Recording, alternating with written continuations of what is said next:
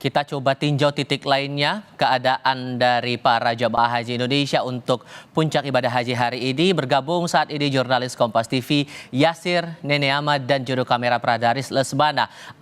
Yasir, Anda bersama dengan para jemaah haji khusus untuk pelaksanaan ibadah kali ini, apa yang Anda cermati soal persiapan mereka? Karena kita paham ini sudah ada beberapa jemaah yang sudah mengalami dehidrasi begitu. Sesiap apa mereka untuk menghadapi momen puncak ibadah haji hari ini? Kalau ditanyakan sesiap apa, nampaknya mereka harus menyiapkan 100% tenaga mereka karena ini adalah puncak dari ibadah haji. Wukuf di Arafah merupakan rangkaian dari rukun haji, dan ini yang selalu disampaikan oleh para pembimbing haji bahwa jika para jemaah haji jangan kelelahan, jangan terlalu memforsir melakukan ibadah-ibadah sunnah, jangan terlalu memforsir untuk melakukan kegiatan-kegiatan yang tidak penting, simpan tenaganya untuk melakukan ataupun simpan tenaganya untuk nantinya dikeluarkan 100% pada saat rangkaian puncak haji yang akan dilaksanakan sesaat lagi, Vival. Saat ini saya bersama dengan jemaah haji khusus itu berada di Maktab 333. Di sini areanya cukup luas begitu, tidak hanya jemaah haji khusus dari Patuna, namun ada juga dari jemaah haji khusus lain yang berada di sini. Dan tepat di belakang saya ini baru saja jemaah yang tengah beristirahat dibangunkan untuk bersiap menuju atau mempersiapkan diri mengambil air wudhu ataupun melakukan sholat sunnah untuk segera menyiapkan hati, menyiapkan diri untuk sama-sama menanti pelaksanaan wukuf di Arafah. Seperti yang terdengar, lantunan talbiyah terus berkumandang, begitu syahdu, begitu haru, karena penantian dari jemaah haji yang di sini tidak cepat begitu. Mereka juga menanti cukup lama untuk akhirnya diberikan kesempatan oleh Allah Subhanahu wa Ta'ala untuk hadir menjadi tamu Allah dan melaksanakan wukuf di Arafah. Ada beberapa hal yang menjadi catatan begitu ketika pelaksanaan rangkaian ibadah haji. Selain memang pengamanan yang dilakukan oleh pemerintah Arab Saudi yang begitu ketat, ini juga terkait dengan adanya haji non visa yang hingga saat ini juga masih terus dilakukan patroli begitu. Itu yang pertama, itu yang juga kami rasakan ketika ingin melakukan pergerakan di area maktab yang kami huni sekarang. Saya berada di maktab 333 dan memang di area sekitar sini memang masih ada maktab-maktab lain.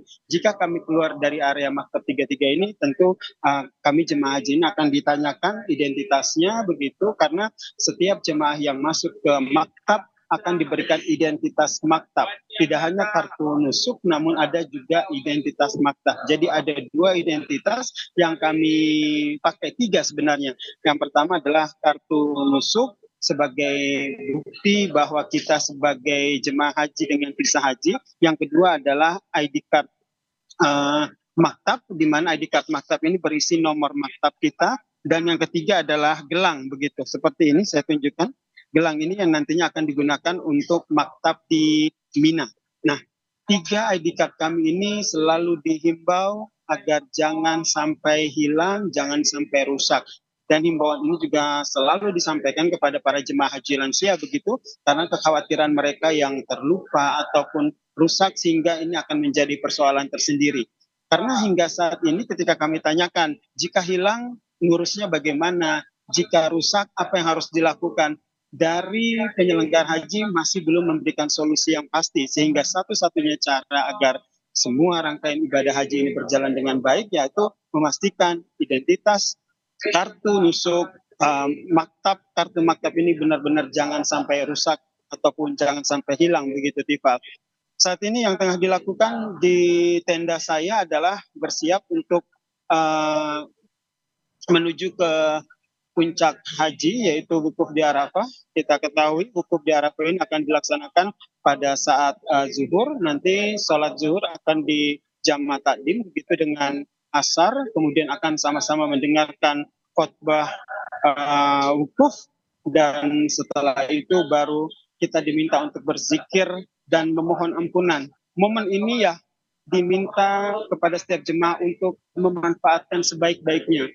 Momen yang tidak semua umat Islam mendapatkan kesempatan ini, momen yang begitu langka, momen yang hanya bisa dirasakan oleh mereka yang menjadi tamu Allah, sehingga diharapkan harus dimanfaatkan sebaik-baiknya untuk berserah diri, memohon ampun, meminta pertolongan dan memanjatkan doa dan juga memanjatkan permohonan. Apapun keinginan kita, kita khususkan hati kita untuk memberikan doa kepada Allah Subhanahu wa taala pada waktu wukuf di Arafah ini.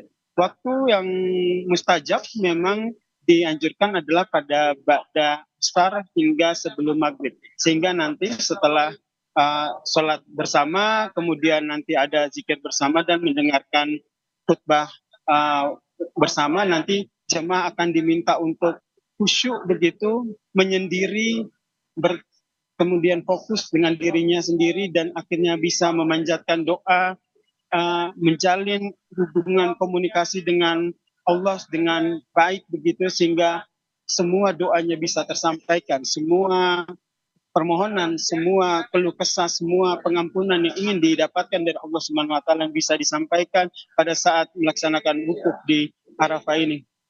Tifal. Membayangkan bahwa banyak manusia akan berkumpul di sana itu tentu akan jadi hal yang khusus dicermati begitu seluruh otoritas. Terutama tadi kan Anda sudah menjelaskan bahwa para jamaah haji memegang dua identitas saat ini saat berada di maktab. Bagaimana kemudian mobilitas atau mobilisasi yang diatur sebelum sampai para jamaah ini datang ke Arafah atau tiba di Arafah? Adakah kendala-kendala tersendiri yang Anda lihat?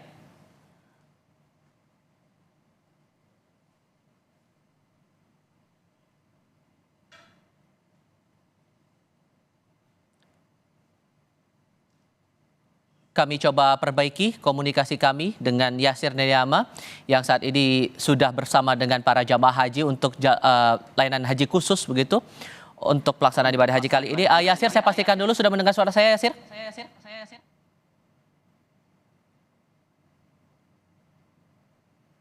Kita coba perbaiki kembali, saudara. Dan ini sekali lagi adalah visual yang masih kami pantau. Ini adalah gambaran terbaru saat ini di Arafah. Puncak ibadah haji berlangsung pada hari ini dan kegiatan ini adalah momen-momen sakral bagi umat muslim yang mendapatkan kesempatan untuk melaksanakan ibadah haji di tahun ini. Perlu dipahami juga bahwa tidak mudah untuk mengikuti seluruh prosesi haji ini karena sudah ada rukun hajinya dan syarat-syarat yang membuat akhirnya jamaah ini dianggap sah dalam melaksanakan rangkaian ibadah haji khususnya di tahun 1445 Hijriah ini. Saat ini sudah 28 menit berjalan dari pukul 10 waktu Arab Saudi. Saya coba cek kembali komunikasi saya dengan Yasir Nediama. Yasir, masih mendengar suara saya?